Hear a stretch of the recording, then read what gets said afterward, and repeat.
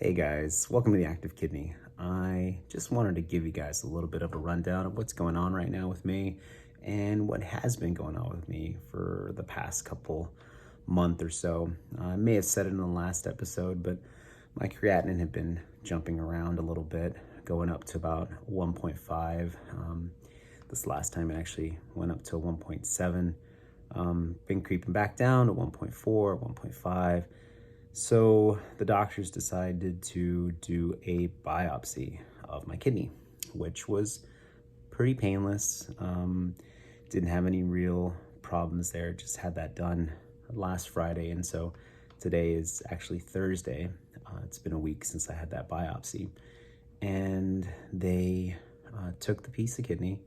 It was over the holidays, which happened to be December 24th, 25th. So there was some freezing on the way to Arkansas to the lab where they get the biopsy taken care of. And so yeah, they called me into the hospital. I said, Miguel, your creatinine's jumping around too much. Everything else looks good, but just out of precaution, we're gonna send you there before we have any results, get you set up for anything that needs to happen. So I'm here at the hospital, been here since Tuesday. They ended up getting the biopsy results yesterday, which is Wednesday. Found out that there's a little bit of a reaction to me versus the kidney versus Magnus. And so they decided it's best practice to do some plasma frenesis. And so yeah, I was able to use, thankfully, the fistula that I had put in April. So that was a blessing in disguise, because otherwise I would have this morning had to have had a port installed right here into my chest, which, you know, part of the process, right? But I really didn't want another hole in my skin, and they were giving me mixed messages on when that would come out. And as you know, I like to cycle, and I would really hate risking infection just for that. But thankfully, again, I had that done in April. Things seemed to work out that way. Didn't have to use it for dialysis, but was able to use it for this. So pretty stoked. Things worked out in its own way. So yeah, that's where I'm at.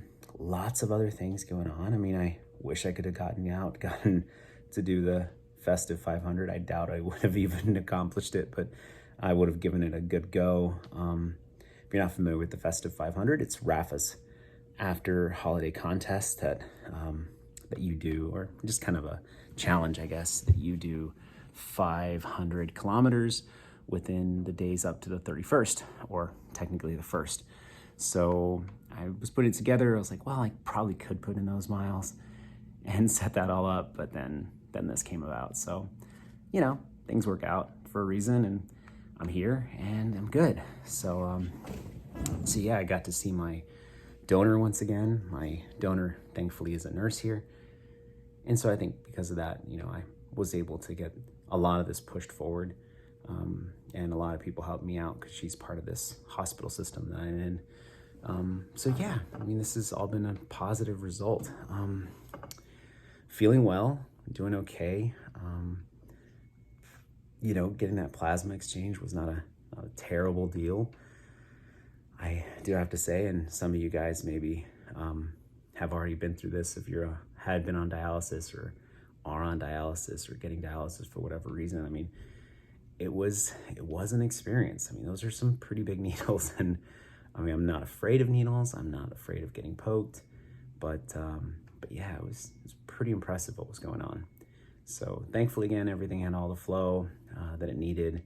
Was able to get that done, and so we'll see if I get more of these, or if my creatinine jumps down to where the doctor wants it to be, and if they're comfortable with letting me go probably Saturday of this week.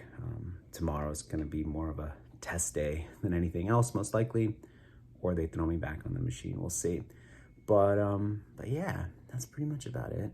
And so yeah, guys, just stay active and keep moving, and always think about moving forward, because that is what it's all about, right? You know, you come in here and you know something's gonna happen, but you always got to look at the glass as half full and not half empty, right?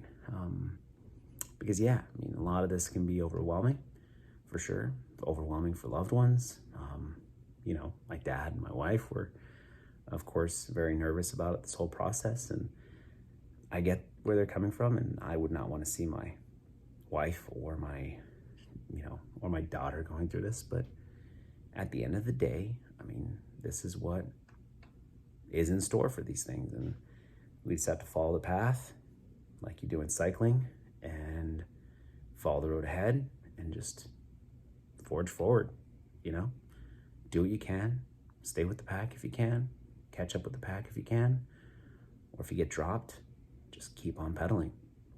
So yeah, stay out there, stay active. All right, bye.